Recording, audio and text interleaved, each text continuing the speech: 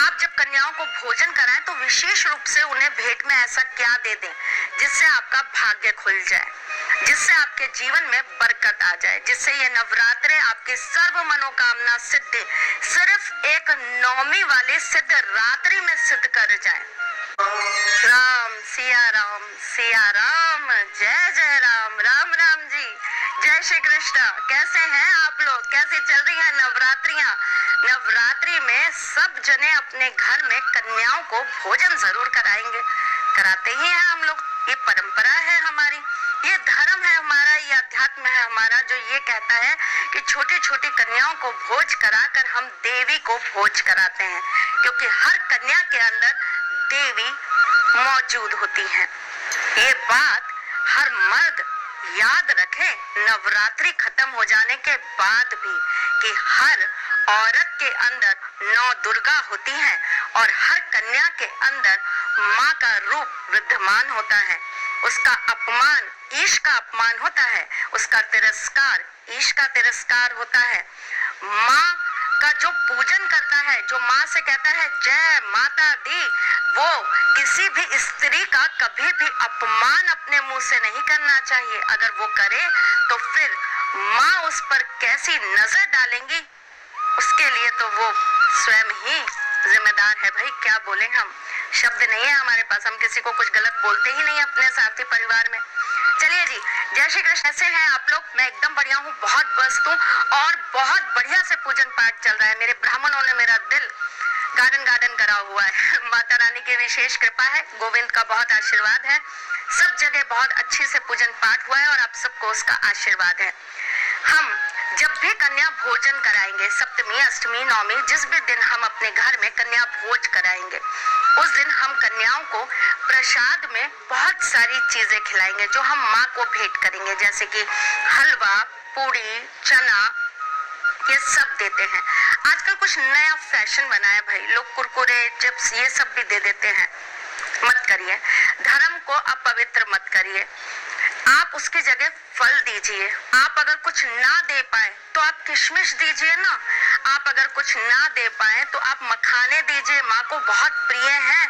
आप कुछ नहीं बना पाते, थोड़े से घी के अंदर मखानों को तल लीजिए और उसके बाद जाकर कन्याओं को भेंट स्वरूप दे आइए। कोई भी गिफ्ट दे दीजिए साथ में, तो भाई माता रानी खुश हो जाएंगी। आप कुछ और ना कर पाए तो किसी भी मंदिर में जाकर, माता रानी के मंदिर में जाकर 1.25 किलो घी या तेल वहां पे माँ की जोत के नाम पर दे आए। छोटी छोटी बातें हैं, ध्यान जरूर रखिएगा। चलिए जी, आप जब कन्याओं को भोजन कराएं तो विशेष रूप से उन्हें भेंट में ऐसा क्या दे दें जिससे आपका भाग्य खुल जाए, जिससे आपके जीवन में बरकत आ जाए, जिससे ये नवरात्रे आपके सर्व मनोकामना सिद्धि सिर्फ एक नौमी वाले सिद्ध रात्रि में सिद्ध कर जाए। माँ को प्रसन्न करने के लिए सिर्फ एक छोटी सी चीज हम हर कन्या को, माँ के हर रूप को भेंट जरूर करेंगे। और ये चीज क्या है?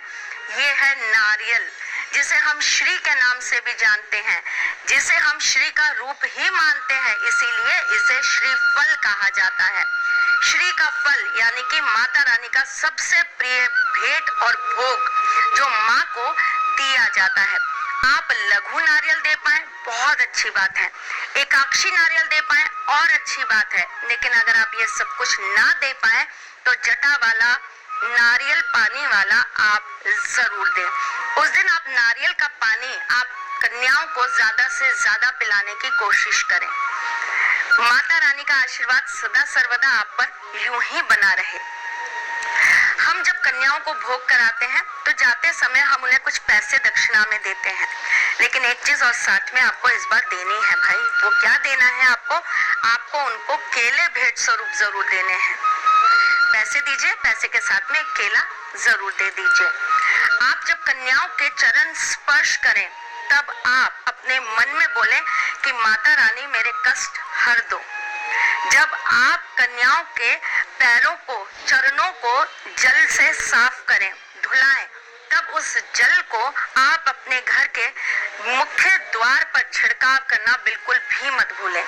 जब आप कन्याओं को भोग के लिए बुलाएं, उस दिन आप अपने घर की दहलीज पर एक स्वास्तिक जरूर बनाएं और वो चावल का स्वास्तिक होना चाहिए। जब आप कन्याओं को भोग के लिए अपने घर में बुलाएं, तब आप अपने घर के मुख्य द्वार पर अशोक के पत्तों की बांदरवार जरूर लगाएं। छोटी छोटी बातें पर जीवन के अंदर बहुत बड़े काम कर जाती हैं। एक, आप उस दिन भैरव बाबा का रूप जरूर बुलाते हैं। जब हम 9 कन्या, 5 कन्या, 7 कन्या, जितनी भी कन्याएं हम जिमाते हैं, एक लड़का जरूर उसके साथ हम खाना खिलाते हैं, भोग कराते हैं, जिमाते हैं। उसे हम भैरव बाबा का रूप मानते हैं। उनके हाथ में आप जब दक्षिणा दें तो साथ में कुछ मिश्री और सुपारी जरूर दे दे।